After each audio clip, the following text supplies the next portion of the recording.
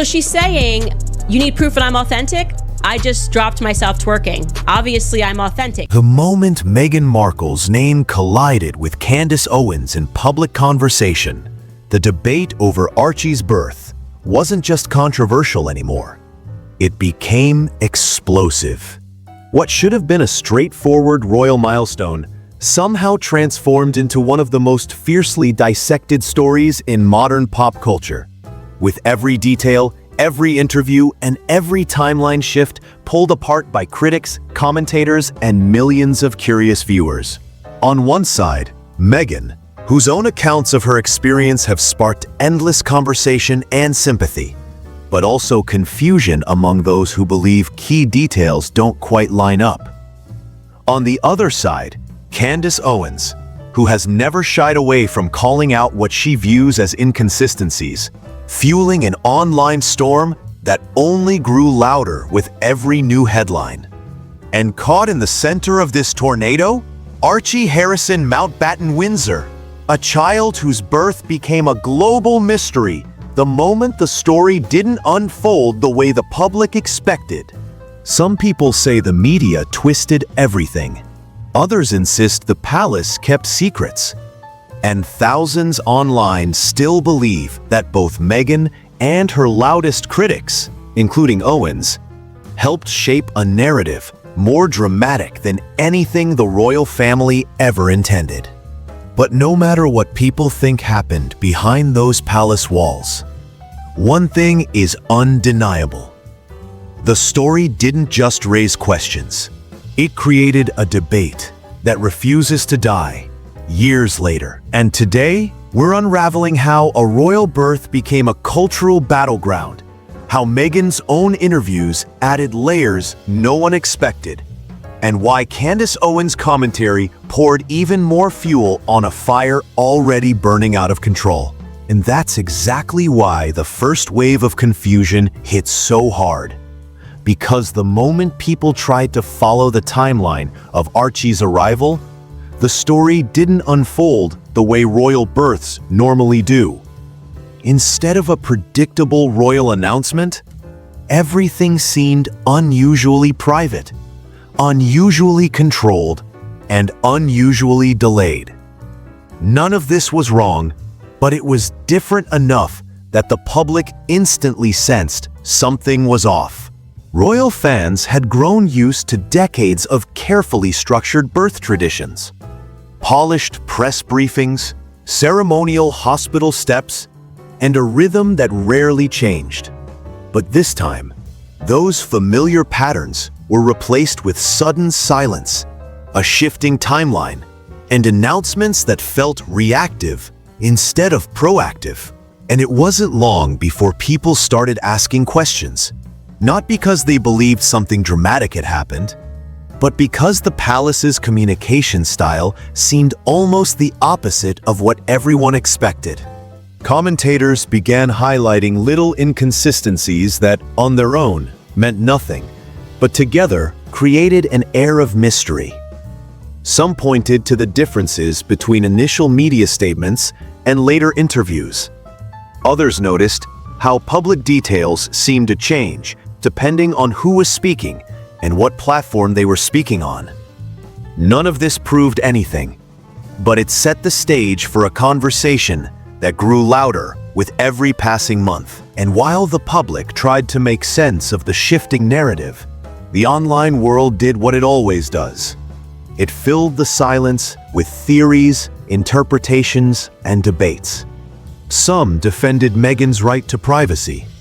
Others insisted the palace created confusion by withholding information. And all of it built towards something bigger. Because once the timeline started shifting, the speculation gained momentum. That growing momentum pushed the conversation past simple curiosity.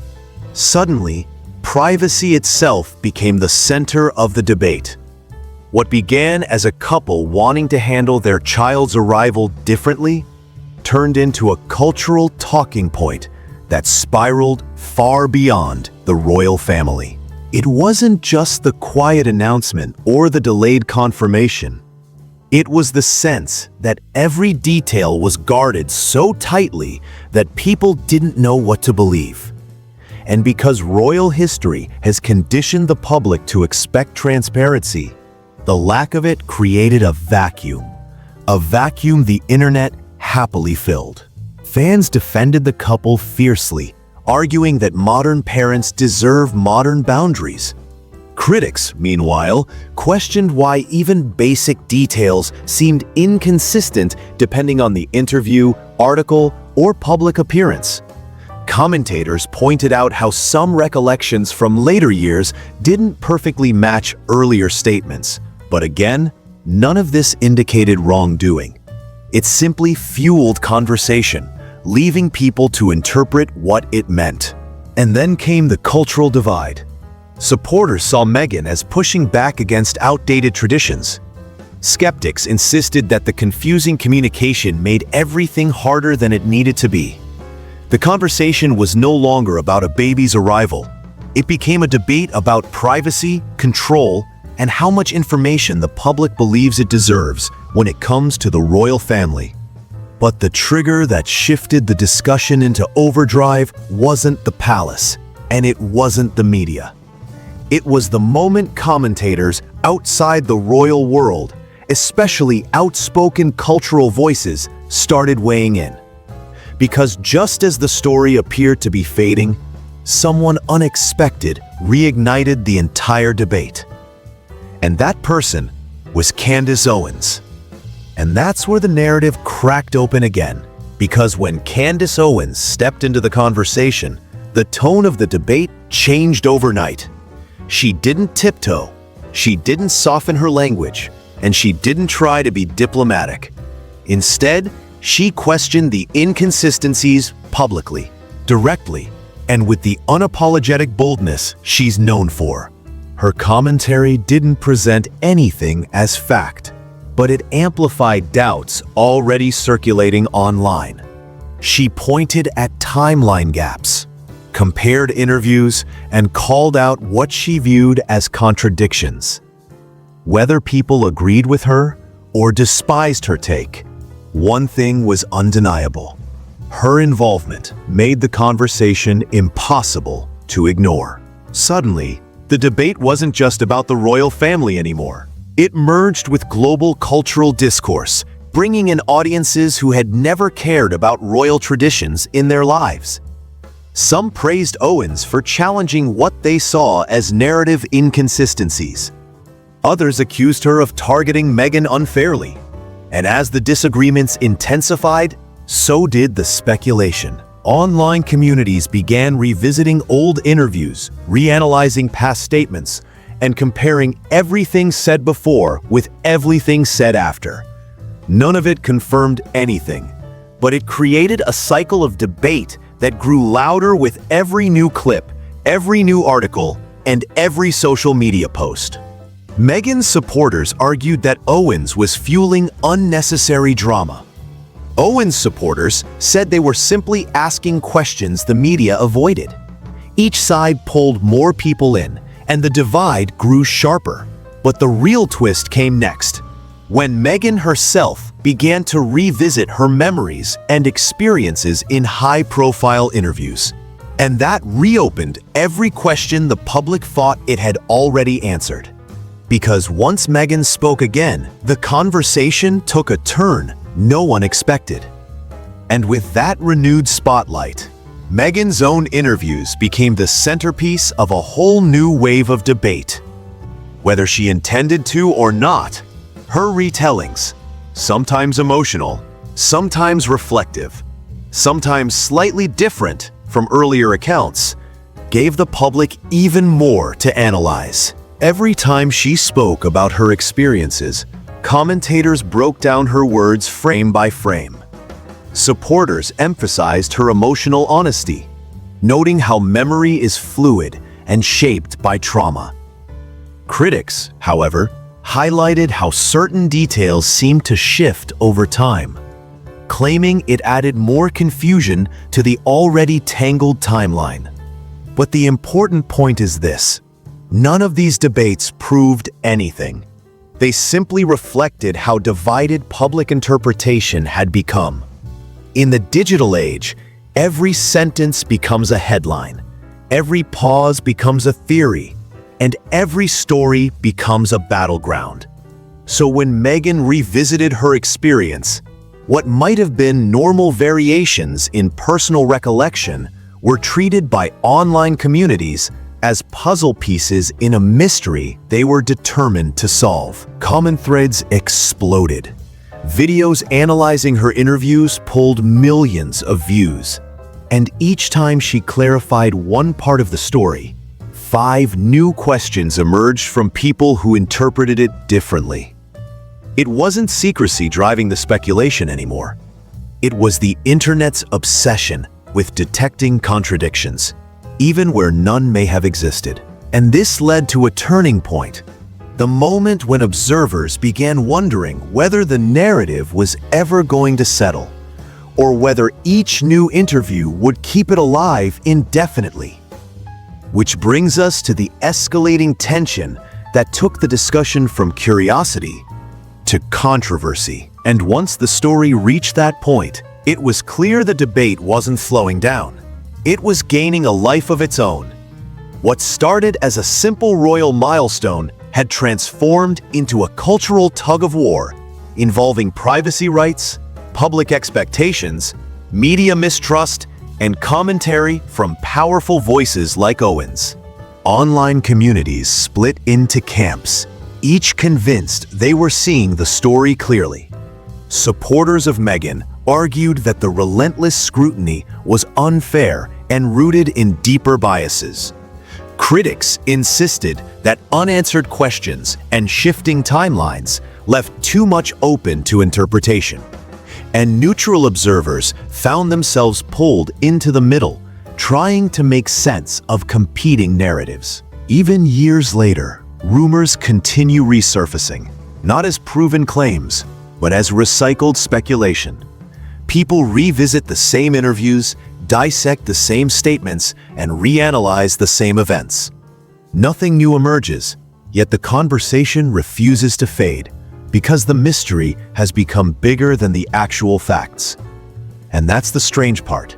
It's no longer about what happened. It's about what people think happened. Commentators keep revisiting the topic because the audience keeps demanding more. Debates reignite every time new cultural figures mention Meghan or critique her public image. And every time Owens shares an opinion, the internet reopens the entire conversation from the beginning. But perhaps the most surprising part of all is this. The story's longevity proves just how deeply the public is invested in every detail surrounding Meghan, whether they support her, criticize her, or simply can't look away. And as the narrative keeps evolving, one thing becomes clear. This wasn't just a royal birth. It became a cultural phenomenon, and it's still unfolding, piece by piece. And as the public continued to argue, something else added fuel without saying a single word: the palace's quietness. Royal silence is nothing new, but in a story already filled with fragmented details and clashing interpretations, that silence turned into a blank canvas. People projected whatever narrative made the most sense to them. For some, the palace keeping its usual distance proved everything was normal. They argued that the royal family rarely responds to rumors, so expecting them to break decades of protocol for this situation didn't make sense. But for others, that very silence created more questions. They wondered why clarifications were so minimal, why certain details were never revisited, and why the official timeline felt so fixed when public conversations kept shifting. Commentators pointed out how silence can sometimes speak louder than statements, not because it implies wrongdoing, but because it leaves everything up for interpretation. And interpretation is exactly what the internet thrives on. Rumors began circulating in circles that barely cared about the royal family before. Discussions popped up on podcasts, TikTok clips, Reddit threads, celebrity panels, and political commentary shows. Each of these spaces had its own perspective, its own angle, and its own reasons for revisiting the topic. Interestingly, a growing group of viewers argued that the entire situation showed how out of touch the monarchy's communication strategy was in the digital era. They believed that by sticking to old traditions, the palace unintentionally made the narrative feel more secretive than it actually was. Meanwhile, others countered that modern transparency would have made the moment feel less royal, less magical, and too commercialized. The clash of old-world silence and new-world speculation created the perfect environment for the story to stretch far beyond its original moment. And this combination accomplished one thing no one expected. It made people revisit not only the birth, but Meghan's entire relationship with the institution around her. Which leads to the next shift. The moment people began re-examining everything that happened before and after Archie's arrival. And once people started looking beyond the birth itself, the conversation expanded into Meghan's broader journey. Her challenges, her conflicts, her cultural impact, and the pressure she faced, stepping into one of the most scrutinized roles in the world. Supporters emphasized how intense the environment must have been. They revisited interviews where Meghan expressed emotional distress, isolation, and the difficulty of adjusting to royal expectations. They argued that the public wasn't giving her enough grace, especially considering how heavily the media focused on her every move. Many highlighted that when someone is under immense stress, details in their personal recollections may shift, not because of deception, but because memory itself is imperfect. Critics, meanwhile, revisited those same interviews but locked onto the parts they felt didn't align with earlier statements. They saw the inconsistencies as signs that the entire story around her royal experience, not just Archie's birth, was complicated, layered, and sometimes contradictory. This growing divide became its own phenomenon. People weren't just debating facts anymore. They were debating interpretations, personalities, and the emotional weight of being a global figure. And inside that debate, Archie's birth became a puzzle piece in a much larger picture. Online discussions raised questions about media pressure, royal protocol, public expectations of transparency, and the role of celebrity in shaping global narratives. Commentators suggested that Meghan's unique position, half Hollywood, half monarchy, created a dynamic unlike anything the royal family had experienced in decades. And naturally, whenever her broader story resurfaced, so did every detail surrounding Archie. It became inseparable. One fueled the other, and neither conversation could exist without reigniting the other. This created the final twist. The internet realized that the story wasn't just about a birth anymore. It had become a referendum on Meghan herself, how people see her, judge her, defend her, or criticize her. But the real question remained: why won't this story die? That answer forms the final piece of the puzzle. And this is where everything connects, because the story's longevity says more about the public than it does about Meghan, the palace, or even Archie. This is a narrative shaped by culture, technology, and human nature. People love mysteries, especially when the answers are incomplete. They love dissecting moments where emotion, royalty, and celebrity collide. In a world where everyone has a platform to share their opinions, stories like this evolve endlessly. Not because they're unsolved, but because they tap into something deeper. Meghan symbolizes change to some, controversy to others, and fascination to almost everyone. Candace Owens represents a completely different cultural force, outspoken, polarizing, and always ready to challenge mainstream narratives. Put both of them into the same conversation, Add a royal baby, sprinkle in a timeline that wasn't perfectly communicated, and the result was inevitable. A story too big for the internet to ever let go. Online culture thrives on ambiguity. It thrives on debates with no clear ending. And when the palace stayed quiet, Meghan spoke emotionally. Owens pushed back boldly, and viewers formed strong opinions. The narrative stopped belonging to any single person. It became a self-sustaining cycle of commentary, reaction, reinterpretation, and read analysis. And that's why, years later, people still talk about Archie's birth as if it happened yesterday. Not because new facts appear, they don't. Not because someone made a stunning confession, they haven't. But because the conversation is no longer about what happened, it's about what the public feels happened. And feelings, once ignited, rarely fade. In the end, the real mystery isn't the timeline, the interviews, the palace silence, or even the commentary from figures like Candace Owens. The real mystery is how a single royal birth became a cultural flashpoint that refuses to disappear. Some people see Meghan as a symbol of resilience. Others see her as a source of contradictions. And some see Archie's birth story as a window into a royal institution struggling to adapt to a digital world. But what's undeniable is this: the debate lives on because the audience keeps it alive. Every interview Meghan gives adds a new layer. Every comment Owens makes renews the discussion. Every quiet moment from the palace invites speculation. And every viewer, fan, or critic adds their own interpretation to the mix. This wasn't just a royal moment. It became a cultural mirror, reflecting biases, beliefs, emotions, and expectations. And years from now, when people look back on this chapter of royal history, they won't remember it as a simple birth announcement.